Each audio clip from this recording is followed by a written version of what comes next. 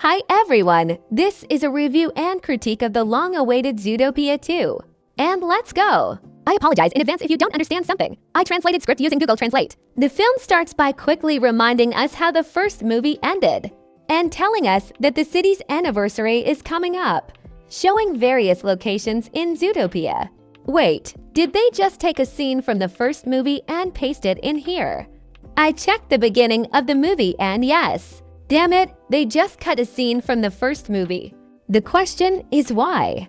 Overall, this already says a lot about the second part. The new mayor, Mayor Windancer, praises Judy and Nick. Then Judy does this weird thing. It looks strange. They take a case to catch this anteater guy. Their plan was to distract this anteater with their supposed child, who had been in a serious accident and would really like to look at the guy's train and open the container. If this plan was presented as a joke, it would have been funny. The guy doesn't recognize two celebrities whose faces were on every channel and news article, and he falls for this nonsense. It would have been better if he realized he was being scammed but got into a verbal altercation with one of them while the other tried to open the container. And why did she open it at all if they already knew he was a criminal?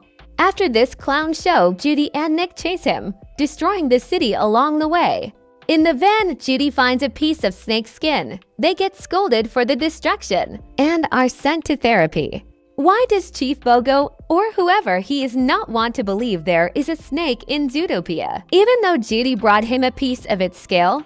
By the way, about the pieces of scales that the fox and bunny keep finding, that shouldn't happen. Snakes molt in one piece, not shedding skin in chunks. Shedding like that is a sign of health issues. In therapy, we are presented with a conflict. Judy doesn't listen to Nick, and Nick doesn't take everything seriously. After the session, a very strange scene happens. What were the creators trying to say with this? Did Nick want to crush Judy with that can, or what? Why did an aluminum can punch through a concrete wall? What was the point of humiliating the rodent? Okay. Outside of work hours, Judy, thanks to her brain activity, decides that something should happen at a super VIP party, at which the notebook of the creator of Elemental Walls. Why does Nick live in such slums? He was a hustler, and it seemed like he made good money. No. In the first part, he explicitly stated he made $200 a day. I make $200 a day, Fluff. 365 days a year since I was 12. Is he spending all his money on the psychologist? Doesn't look like it. And shouldn't they have given him some monetary reward or something for solving such a big crime? Although maybe he paid off all the taxes he evaded at once and went broke. Judy calls him, asks him to go to some important party. They go there. And yes, Nick, I agree with you. The hairstyle from the years looks kinda body horror-ish. Shouldn't that be painful or uncomfortable for her ears? At the VIP party, they sneak into the super VIP zone for super VIP guests using some extremely strange method. Nick steals a necklace from this bear and makes it look like she just dropped it. Some random woman took Nick's arm and they walked into this elite zone together. Do you also take that person's arm when someone tells you you dropped something? Or maybe I just didn't understand something. If a super VIP guest wanted to drag a homeless person from the street into this super VIP zone, would they let them in too? Judy makes her way to the notebook and meets Pobbert there. They chat a little and oh my god. I really liked the interaction between Judy and Pobbert at this party. I was hoping for an arc where Nick would be jealous of Judy because of this guy. Like, she would become friends with him. They would have a lot in common. Pobbert would take Judy's worries seriously, unlike Nick. Judy would occasionally mention Pobbert in a positive way, saying he's more serious than you, Nick, etc. And this would become the reason for a slight distance between Judy and Nick's jealousy. At the end of the video, I wrote an improved and more interesting version of Zootopia 2. So watch until the end, my friend, which ad. Nick finds a piece of apparently cancerous snake skin on the floor in an extremely busy place. And so it looks like he has terminal cancer and is already rotting away alive. Although that would definitely a drama question. Why did they deliberately make the film less logical? Without these pieces of skills, nothing would have changed, and the film would have become a little more believable. They could have shown Nick noticing something with his peripheral vision, for example. Then Gary steals up Milton to get access to this book using a retinal scan. Judy bursts in, asks him not to hurt him, to which the snake says he doesn't want to hurt anyone. He just wants to tell everyone the truth. Nick knocks him out with a frying pan. The lynx openly threatens Judy and orders the snake killed. An officer bursts in. A fight ensues during which Bogo is accidentally bitten by the snake. And the LYNX frames it so Judy and Nick are to blame. And at this moment, 3 extremely stupid things happen at once, without which the rest of the plot wouldn't have happened. First, the huge buffalo lies in the hospital for several days, unable to give testimony and refute the lynx's slander, even though he was given the antidote quite quickly. Yet when smaller animals were given the antidote, they recovered extremely fast. Second, how did the animals even believe this? And why did the head of the lynx clan start threatening them, when he could have just lied to them about the snake and left with the notebook? I don't think even the most influential cool mafia could last that long using only threats and reprisals to achieve their goals. Every character here was lobotomized just so the plot could happen. The bunny and the fox escape with the notebook. Those guys from the first movie take them in. The cats threaten the horse mayor to remove them. While they are driving in the car, Judy's parents call. But Nick smashes Judy's phone so they can't be tracked. This reminded me of those fanfics with a possessive alpha who smashes his Omega's phone for the Omega's own good. And he should have said something about this earlier. Also, smashing a phone with a hammer won't help save you from GPS tracking. This couple is brought to the Mr. Big. They offer help to lie low, provide them with fake documents and a van to take them somewhere.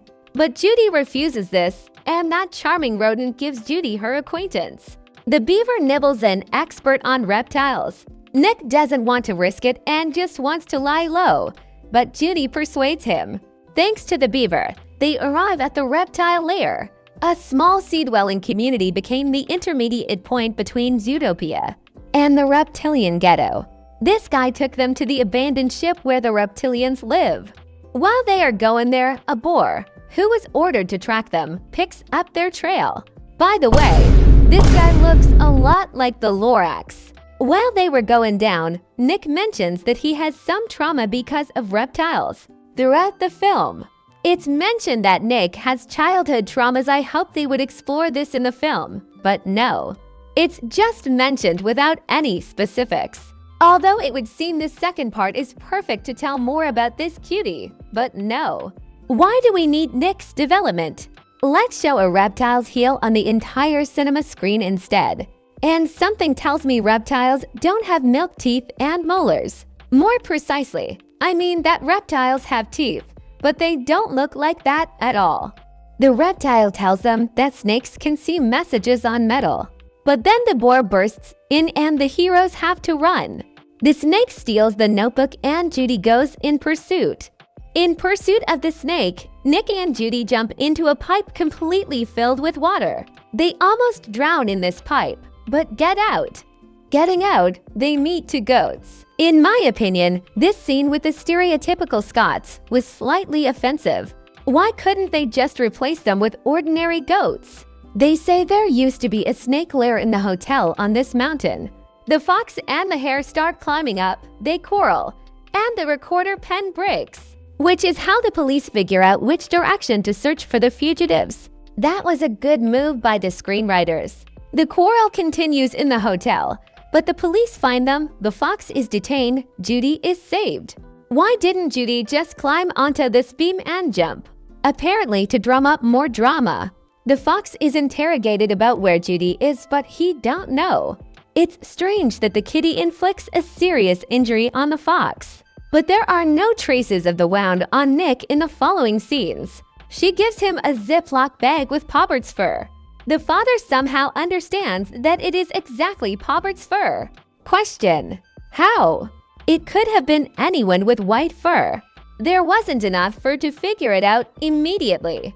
Gary, Judy, and Pobbert go to Pobbert's secret lair. We learn the snake's name after the second half of the film. He is on the poster. Attention was paid to him in the trailers.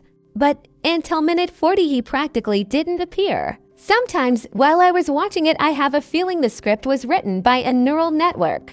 The screenwriters wrote an interesting setup and started role-playing it with bots in some janitor or silly tavern. No, this isn't an accusation, just my thoughts. But I tend to think it was simply written in a hurry or under pressure from management, or the originally good script was changed for some reason. Zootopia 2 was written by the same people who wrote the first part. Let's continue. This trio arrived at Pobbert's secret lair, stayed there for a couple of scenes, and went to turn on the electricity in the former reptile district. In short, Gary's grandmother came up with the idea of the climate walls. She went to Pobbert's grandfather to build them, but he decided to appropriate everything for himself, tearing out the first page from the notebook where Gary's grandmother wrote that she was the creator.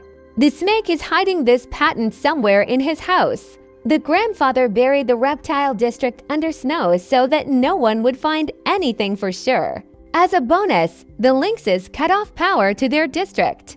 They also told Judy how they met. Gary sent a letter asking to look at the diary to the Lynx clan. And Pobbert saw this letter and decided, spoiler, to find the patent thanks to Gary. Destroy it and get respect from his dad without notifying his family about it. Although I don't see a single reason for this. Pobbert planned to betray the snake from the start, not changing his mind in the process. So what was the problem with telling the family about the plan? This was done for the sake of an epic hunt. Well, I get it. Although, in principle, this can be written off as Pobbert just being a fool. Now they need to find Gary's great-grandmother's house and get the patent. The whole district is under a huge layer of snow. But Judy says that since there was a lighthouse in their district, by turning on the electricity, they can find her house. Nick is put in prison, but instead of just climbing through these bars, he for some reason tries to pick the lock. This could have been a great joke if played out differently. But no, it just looks extremely stupid. And why don't the smaller criminals escape from the cell? Don't want to break the rules? If the prison had been shown in the first film, it would have been equipped for every type of animal. Each cell would have the appropriate bar size and appropriate security measures for each species against their features. For example, rodents would live in terrariums. Elephants would have extra strong bars and their cell would stand furthest away, so they couldn't do anything with their trunk, etc. The beaver Nibbles is also put in prison without even being searched. She and Nick escape, releasing a bunch of particularly dangerous criminals from prison. But this doesn't worry anyone too much, because instead of immediately raising all law enforcement agencies, the police, the FBI, possibly the army to catch the most dangerous beasts, the government does nothing. One think a couple of animals managed to die because of this. Nick, realizing that the lynxes have already sent a SWAT team after Judy, quickly gets to Judy with Nibbles thanks to Blitz. As soon as they turn on the electricity, Pobbert actually unexpectedly betrays them. Honestly, I was surprised at this moment. I don't know if the creators did well or badly by never hinting that Pobbert isn't exactly who he claims to be. On one hand, this made his betrayal truly unexpected. On the other, slightly unfounded. Although his motivation is understandable, so I have no complaints about his betrayal. He injects Judy with poison and kicks Gary out into the cold. By the power of plot armor, Gary crawls to Judy, warms up, saves the fox. They and the fox save Judy, and all together run to punish Pobbert. The plot wouldn't have happened if not for plot armor. How does the fox fight off Pobbert with his thin little paws, when Pobbert is clearly physically stronger than him? Well, everyone who got injected poison gets the antidote anyway. Pobbert is brought home where his father almost kills him. But Pobbert explains everything and the father lets his son finish what he started alone. The beaver nibbles and the snake enter into a fight with the lynxes. Pawbert ran to destroy the patent. A labyrinth appears from somewhere, and Pawbert, instead of going around or just ramming it with his body, for some reason goes straight through. When the main characters approach the labyrinth, a combine harvester magically appears there. A small chase and fight ensue. Question: why did the horse, who was afraid of the lynxes, suddenly decide to rebel? And even though the horse is quite a stallion, he clearly wouldn't have stood against 3 predators. The 4 animals find the right house somehow and the patent. Nothing happened to the walls and furniture over many years. How? Here Pawbert bursts in, tries to burn the stone house, but fails. He gets hit on the head. The reptile's reputation was restored. Judy and Nick's reputation too.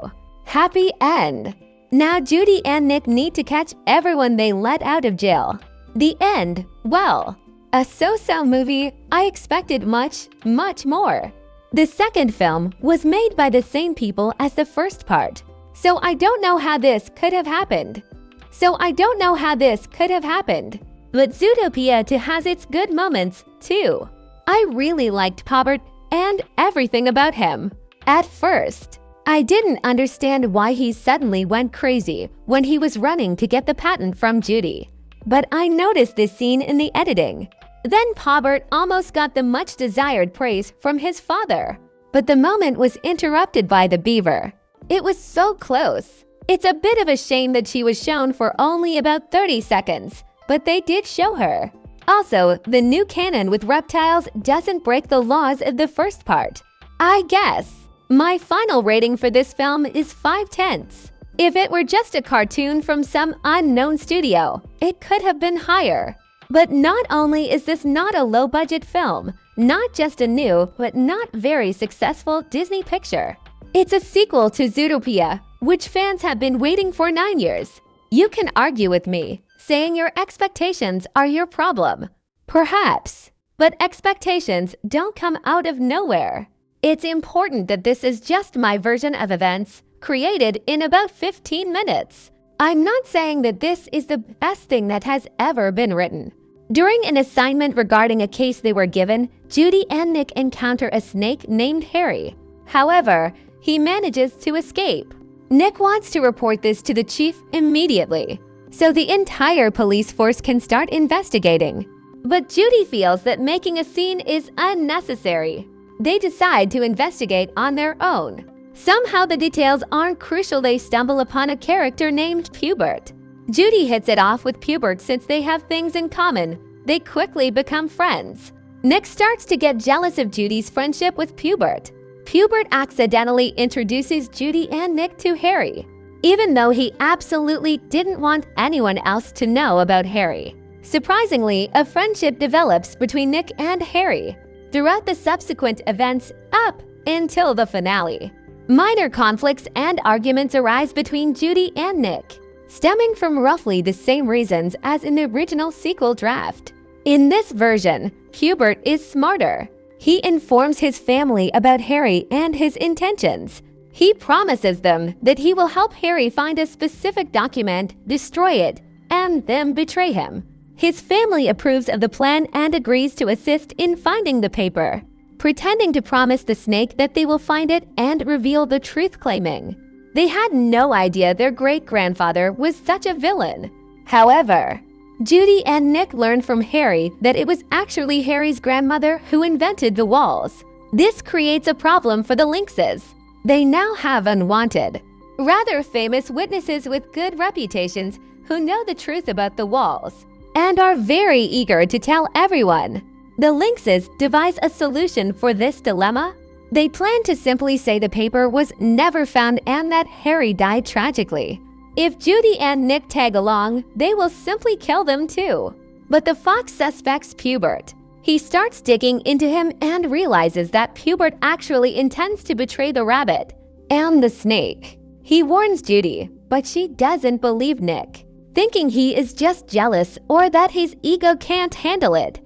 Pawbert, Harry, and Judy went to Harry's grandmother's house. Nick somehow finds out and rushes after them. He is in such a hurry that he forgets to call the police for backup.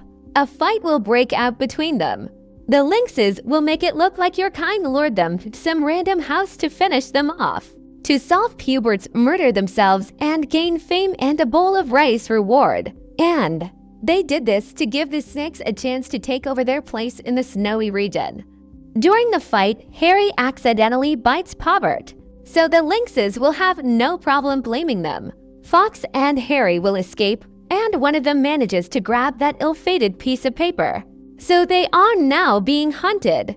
These three would have to turn to the mafia for help. They help them escape. Now they're temporarily forced to live in the slums. Judy apologizes to Nick for disobeying him, even though red flags were in puberty. And Nick apologizes to Judy for not taking her concerns seriously. They make up. Now they have to figure out how to get out of this mess. Bogo sees a report about Judy, Nick, and Snake attempting to kill the lynxes. Bogo suspects something fishy in the lynx's testimony due to his vast experience. And Judy and Nick wouldn't do such a thing. The officer would try to help Judy and Nick somehow, but the lynxes are preventing him. They've bribed almost everyone, and they've intimidated the incorruptible. But God doesn't abandon his own. So the police officers who weren't bribed could somehow help them defend their honor, tell the truth, and put the lynxes in jail. The end.